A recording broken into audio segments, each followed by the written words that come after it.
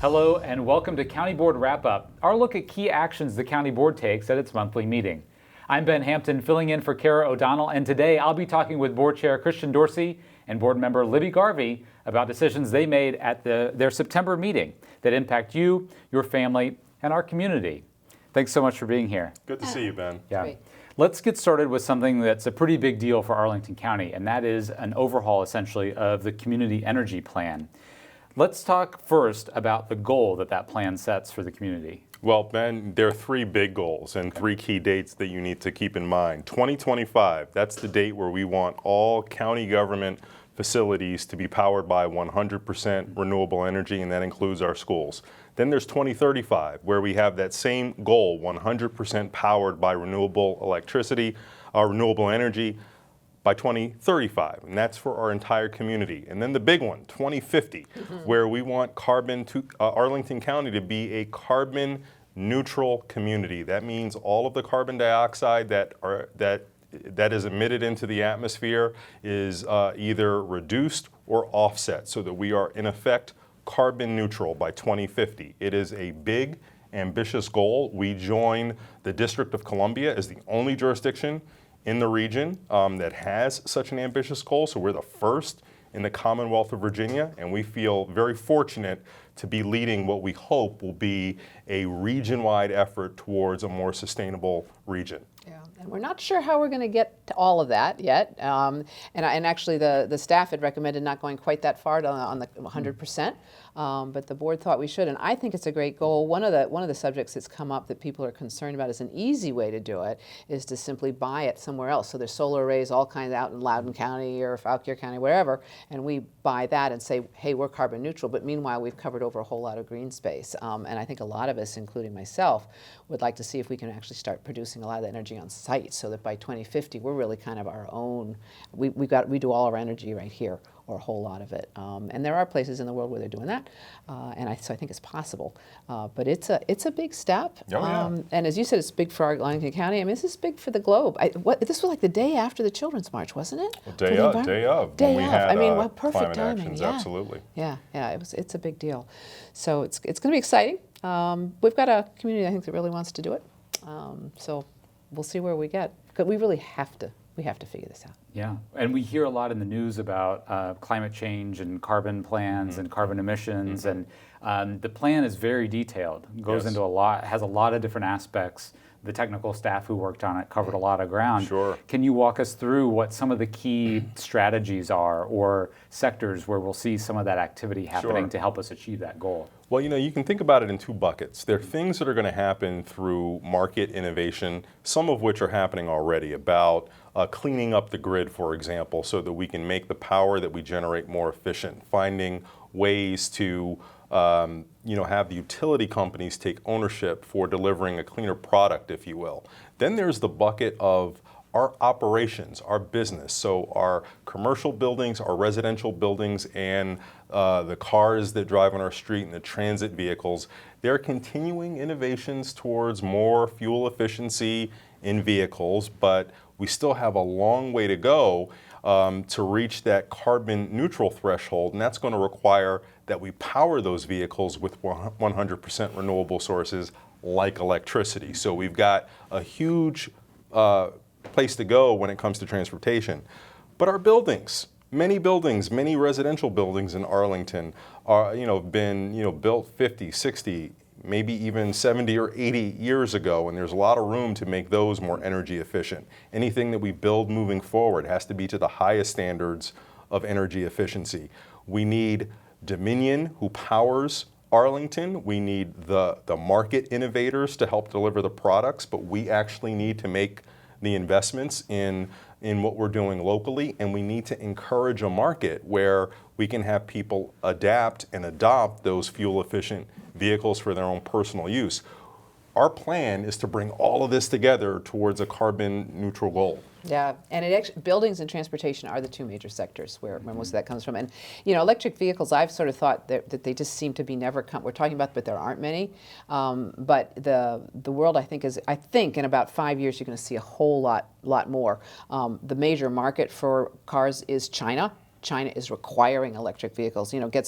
Our government is not doing the government regulation thing that we might to really encourage or require this, but other places in the world they are, and we're going to be affected by that. And I think that actually will benefit us. And you know what? I'd like to just point out that between 2707 and 16, we actually did reduce our emissions by 24%. While our population grew by 10%. So we have been working on it, we have made progress, but like a lot of things, sometimes it's that last 10% that's the really tough one to do.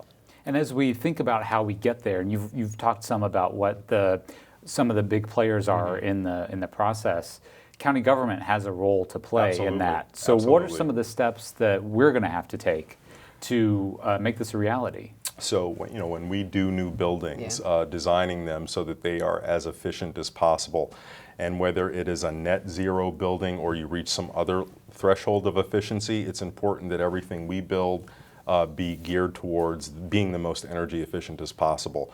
Then we also control a lot of the private sector's building through our site plan and use permit process. And so we have to actually take the same standards that we will apply to ourselves and put those out there for private industry. Now, again, this is not government imposing something on anybody, because let's remember, we're not just talking about the existential threat of climate change. You have energy efficient buildings, these are less costly to operate. Save money. This is in everybody's best interest. And when it comes to a cleaner grid, a more resilient grid, that should be in Dominion's best interest so that they don't have to deal with service interruptions and other sorts of issues. So, really this is a case where we need to all come together. And I think one of the distressing things is that you've got international communities like China, which has historically not had an eye towards sustainability. Yeah. Europe, which has long been at the forefront, which has got a lot of best practices that we can learn from. Local communities like ours in DC that are putting together plans to do the right thing. Right now, the one drag on all of that, unfortunately, it's our federal government. It's our federal government which has not put together the tools to not only support us, but is actually pursuing objectives that take us back, whether it's fighting California on their fuel efficient standards, rolling back previous administration era standards for fuel efficient vehicles. The United States is unfortunately not actually being very supportive of this work that we're trying to do locally. No, but it is up to us. I think on a lot of things, it's local government that's really making it happen, and we're going to do our best. And I think we've got a great community to help support us. And I think with the Innovation Center, we've got a lot of things coming in with some really cool ideas. One of the ones I heard of recently, which I hope we'll start to see, is windows that actually have solar panels built into them. So they're windows and solar panels, so you can do the whole side of a building. It's coming soon. It's coming soon, yeah. And it actually is existing in a few places. So I think we're about to see a big step forward, and it's none too soon. It's time. Yeah, and this plan is a big step Yep, forward, yeah. and there's a lot to see and watch unfold over the coming months and years. Yeah, Right? indeed. Yep, All Indeed. right. Yeah. Well, let's change gears a little bit, but only a little bit, because what we're going to talk about next is another pretty ambitious goal for the county, It was an ambitious Saturday, wasn't it? Yeah. which is the topic Yeah. of equity. Yeah. And so the board adopted a new equity policy that will inform and guide, sort of pretty much call for equity to be a significant consideration in the county's decision making. That's right. Walk us through that. Yeah. What that means and how this came about. This is an initiative that I introduced on January 1st of this year, but I don't take ownership of this. This has been a community value that I'm hoping to bring to maturation so that we can actually deliver on some of the ideals that we have long had in public education, but even generally. We've had a vision since pretty much the turn of the century, which has talked about the value of each and every person being important. And one of the ways you do that is by recognizing that systems have historically been inequitable, and we've got the byproduct of that in education, in the living conditions of certain neighborhoods, the opportunities that people have to thrive. And it's one thing to not perpetuate those past inequities, and that's good. Even better is when you're actually cognizant of them and do your best as a government to A, not exacerbate, and then B, to sort of remediate some of the issues that you have on the ground. So let's take it from the high-minded to the basic level. When we think of Arlington County's zoning ordinance, for example, there was a time when zoning was a tool not used to efficiently parcel out land in a particular community, but to divide certain people from certain others. Well, keep people out. That's right. And down. That's right. So as we think about some of the built-in conditions of our neighborhoods, they reflect a time when there was outright bias that governed decision making. It's not enough for us to just wipe away that bias today. We actually have to consciously address some of the issues that those inequities brought up. It means that you just don't have programs that are designed to benefit the most. You recognize those who may be burdened by those programs, and you do what you can to address those needs. So I'd like to think of it as really, and Libby, you said this well at the board meeting, this is what good government should do. Yeah, recognizing that everyone is not the same, but we should do our best to be organized to meet the needs of each and every one who is a part of our community, because each and every one is important. Provide the conditions for them to thrive. And yeah, you know, I was so struck by the sort of how it's kind of built in. You know, when I went to this area where it's traditionally black African American community, and where Culvert Homes was, right down by 395, and I'm blanking on the Arlington name. Right, Arlington View. And we were trying to make it safer and have the road, you know, and transportation was just, well, there's just only one way in. And, you know, they're giving me all of the difficulties, and I realized all those difficulties were built in right. like 80 years ago. And so now we're saying, there they are, you know, and so now what are we going to do? I think it actually did get a few more things into the community, and a little bit of a different look when people started to really think of it that way, which is what we're trying to do. You know, I like the 3 questions that I think you helped bring up. That who benefits, who's burdened, who's missing. It's 4 questions, and how do we know? That's right. One of the things I learned on the school board from Frank Wilson, you know Frank, was to see who's not in the room.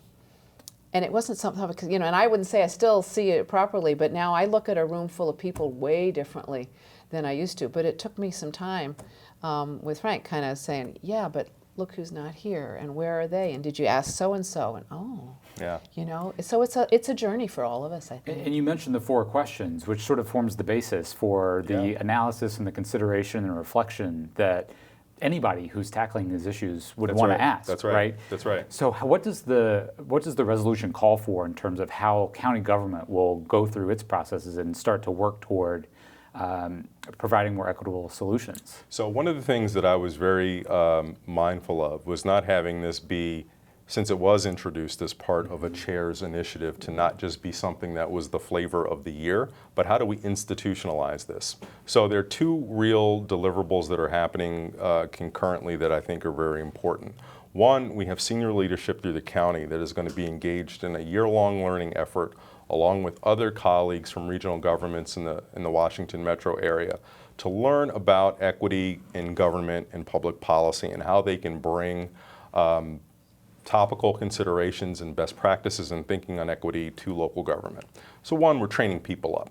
And 2, as part of that work, they're going to have to deliver equity action plans that will be part of our adopting at a future time to guide our work. But then immediately, as soon as we put together the 2 sort of biggest things that we'll do in the next year, pass an operating budget as well as a 10-year capital improvement plan where we're going to commit taxpayer resources, we're going to ask ourselves these 4 questions with some of the major lines of business, because if we can't be accountable to our taxpayers with how we're spending those resources and having an understanding of who's benefiting, who may be burdened, and how do we assess all of that data, we're not doing ourselves a good service. So I'm excited to be able to think about budget decisions within this context so that we can hopefully do even better with our public governance. And I'll give a shout out to our chair, because he worked really hard on this resolution, I think. You. Thank you. And do you want to talk a little bit about our meeting with Alexandria, because that's kind of going to be a little bit the focus. Sure. You're going to meet with Justin Wilson on equity issues with Amazon coming and the questions of affordable housing. And so we're kind of reaching out and trying to do a lot. And Christian's been kind of leading that effort as well, because I think it should be helpful to bring work cooperatively. It seems like there's been a sort of an exciting coalescence of regional interest around this topic, and several others, you know, spurred by whatever it has been. But the leadership of folks and realizing that this is an issue that we're going to be facing. Well, as he says, this is what government should be about. That's right.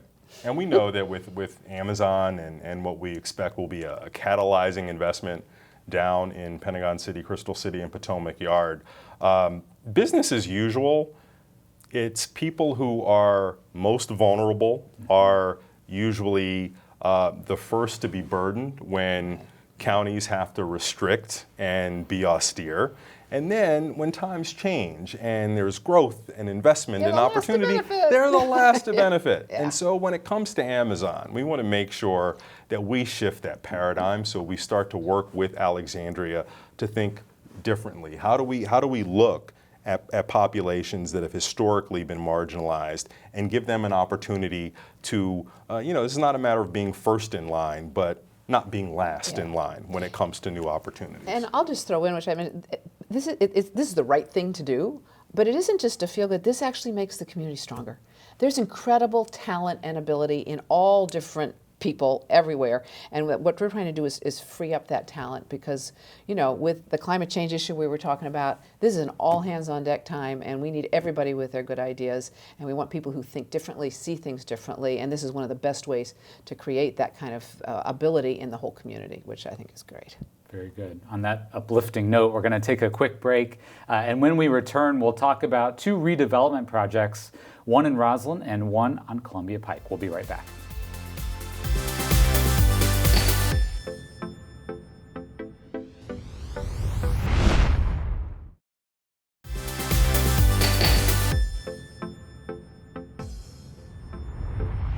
Welcome back to County Board Wrap-Up. I'm your host, Ben Hampton, and today I'm chatting with County Board Chair Christian Dorsey and Board Member Libby Garvey about some of the actions the board took at its September meeting.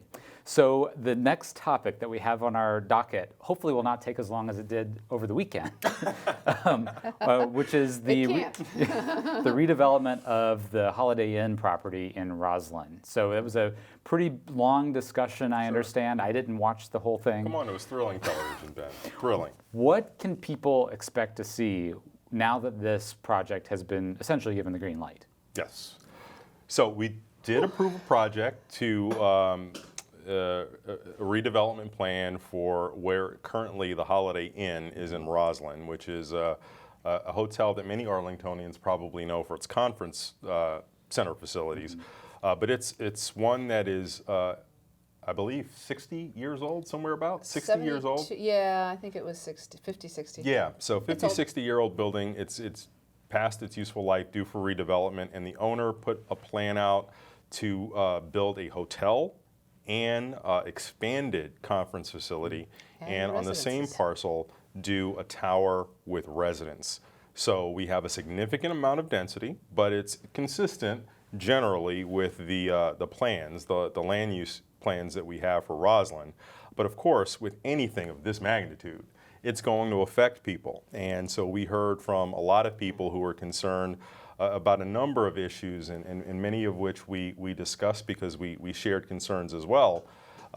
Traffic was a big thing. People are wondering about not only with the new development with all of the new residents, but the conference center piece of it that we talked about is going to have capacity for over 500 cars. And one of the streets that this new development will abut is a very narrow neighborhood serving street, North Nash. Which a lot of people probably know. Yeah. So there's definitely a lot to work through there.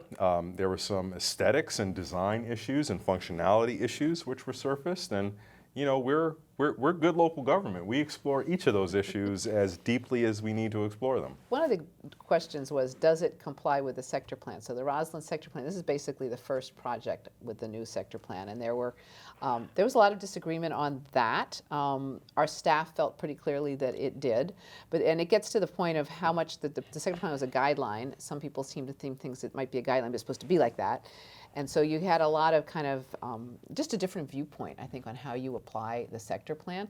One thing I'll point out, which you can see in this picture, which it's actually more attractive than some other ones, but one of the things we're trying to get on the Rosslyn skyline is a difference in height. So it isn't just this monolithic wall. And I think this particular project did a really successful job with that. For folks who aren't familiar with the sector plan, what else does it call for in terms of? Well, there were 35 items, so I'm not going to get them all. Well, we're not going to go through all that. But Yep.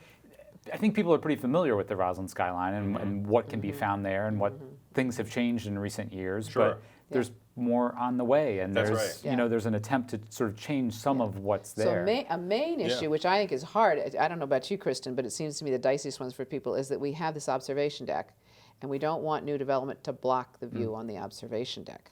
So there's a lot of thinking when things are how is that going to affect the view from the observation deck? So while we want buildings to have the variation in height, we also want them to not be too high to block the view, but that's where the good views are, and that's where the real financial incentive is.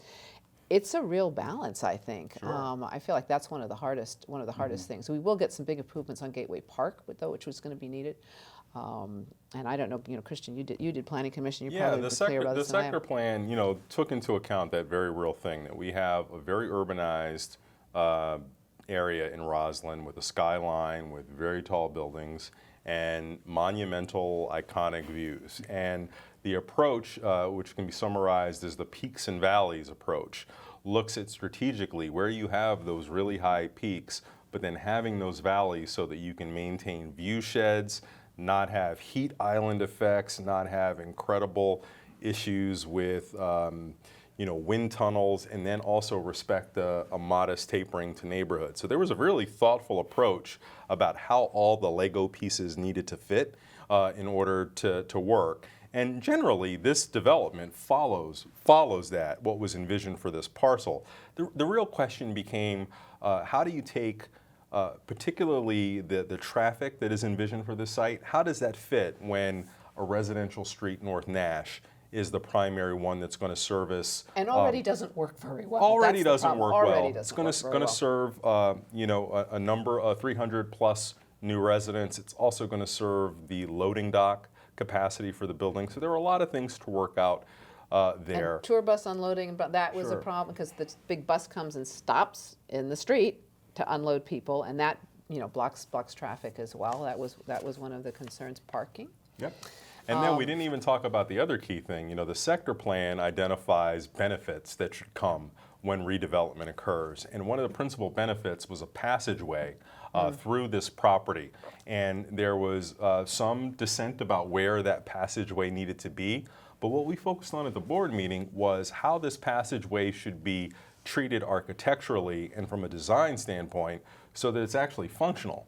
Rosslyn right now is built Well, not with a only lot functional, of but attractive. Attractive, That's absolutely. part of it, yeah. But Rosslyn right now is built with a lot of sky bridges and ways to connect over the big roads. And the problem is no one knows that it's there, and then when you get there, it's not very inviting. We didn't want to replicate that here, so we spent a lot of time figuring out how we can direct the applicant to design such a walkway, a pedestrian walkway that had utility, was attractive, wouldn't become a nuisance to maintain, and could really add value. Yeah, and the applicant actually, I think, gave a lot more detail when they got to the meeting, which I hadn't realized, the passageway, it actually is going to be a way into a restaurant on one side and a lobby on that, so it's actually a different way to enter the buildings, which I think would be, appealing to people to do. I mean, it's meant to add convenience. That's part of the reason it's there. And I think they did a lot more showing that sort of how it was going to look, which made most people, not everyone, but most people certainly feel better about it. And then there was the parking, and we actually kind of had a virtual handshake, I think, what you did at the table as our chair. I think you did. Because there are not a lot of parking spaces on Nash Street, but there are a number, which people who live right there, if you've got somebody coming to visit, if you've got somebody like the plumber needs to come, where are they going to put their car? And if it has to be in a hotel center where they're going to be spending $20 or more, and that's just doesn't work out very well. And the folks in the neighborhood were saying, first you've got us blocked in, so it's going to be even harder to get out of where we are, which is probably to some extent true, at least until they get Memorial Bridge finished and a few other things done. But also, and then you take away our parking. So that we actually, as I say, the chair did kind of a virtual handshake at the table where they're going to come up with, I think, some ways that can provide some reasonably priced parking for the immediate neighborhood, and I think they're going to figure that out. I think that will help a little bit. It was interesting too to me, Christian, the one thing when they asked about the demolition, because there's I guess there are two ways to demolish a building. I learn things all the time. One of them is the, I guess, explosion thing, and the whole thing falls down, and there's huge dust, and it's a big mess. And the other is brick by brick, which must be probably not really brick by brick, but that takes longer, but it's much less disruptive. Chunk by chunk, that sounds better, yeah. And that's what they're going to be doing. And it's interesting, Ditmar built the original the hotel that's there. They're going to take it down. They're going to build this, and they're going to continue to operate it. So they're longtime members of our community, and I think that helps. So it's been a landmark for a long time. When does it start changing? Next year, most likely. Yeah. I don't All right. know Start exactly soon. if they've set the date Yeah. certain. I'm sure that's probably going to depend a lot on contracts that the hotel has. Yeah. Because believe it or not, even though it's a very old hotel and they're ready to redevelop it, it's got a high occupancy and it's still used because it's Got a a value. great location, Yes, and it's not too that's expensive right. because it's not too fancy. It's That's older. right. Yeah. Right. So All right. So we'll change is see. coming. Change is coming. And change is coming Always, elsewhere in the of county course. too as a result of decisions Yeah. that have been made recently. The others at the Westmont Shopping Center on Columbia Pike. Mm-hmm, So what's going on there? Well, this was the direct antithesis of the Rosslyn site plan where I don't believe we had any public speakers You're on right. this one. Not a single. Maybe one. Maybe there was one. Maybe. Yeah, I think there was one. And that's just because Brenner's isn't there anymore. If Brenner's were still there, I think we would have had people. That's a bakery. But down at the corner, Glebro, Columbia Pike, the Westmont Shopping Center, which coincidentally, interestingly, is where Five Guys got its start. Its Oh, really? first store was there. It's not there anymore, so we're not displacing Five Guys. Or Brenner's. But there is going to be a redevelopment of that shopping center, and it's done under the commercial form-based code, which is a tool for developers to have a fairly predictable path for getting approval, provided they meet certain conditions in height, form, massing, architecture, design, placement, and situating the development along the street. So the developer proposed something that was form-based code compliant with two essentially minor modifications. But what we're going to have are 250 new apartment units, new market rate apartment units that are going to be coming to Columbia Pike. It's going to be ringed with an amount of retail, I believe 23,000 square feet or so. But what you have here is this unique thing with a redevelopment. It's replacing low-level shopping with asphalt parking, completely impervious surfaces. So we're going to have redevelopment that's going to take things up, but it's going to create a green courtyard Yeah, for the in the residents. middle of that building is a big green right. courtyard. Yeah. It's going to bring it away from neighboring residences in the rear section of the site so that you have a greater separation between the development and neighbors. So in many ways, what we're seeing here is when redevelopment can actually improve the built environment dramatically. Usually the conversation is, oh, redevelopment, it's going to degrade things. This is going to dramatically improve it. And Ben, as we take stock, we expect with all the projects that are currently in development by the end of 2020, the form-based code will, in its 16 years of existence, it will have delivered about 3,000 residential units, 7 of them for income-constrained Arlingtonians, affordable units. And then we'll also have about 14,000 square feet of office space, over 300,000 square feet of retail space. We will have had 2 community centers delivered all under the form-based code. Sort of as you look at each individual project, you go, okay, but when you look at it collectively, that's a dramatic change. There's a lot. in There'll be a lot more relatively short amount vibrancy, a of lot time. more people on the streets, which should start promoting a lot of things. It's good to be able to know what the outcomes are of those policy decisions that are made, so many years ago, and That's right. see the cumulative effects over time. It's That's right. some validation, I guess. A little And bit. one approved on Saturday, and one will be opening, the grand opening for right. the Central project Yeah. just a half mile up the road at Columbia Pike and George Mason. It's going to be happening later on in October. Great. Yeah. Well, thank you so much for sharing so much detail from the board meeting. Not as much detail as you went into at the time, but that's why we're here. That brings us to the end of this month's County Board Wrap-Up. Christian and Libby, thanks so much for joining us today. And remember, all county board meetings are open to the public and live streamed and archived on our website. That's arlingtonva.us. Search County Board.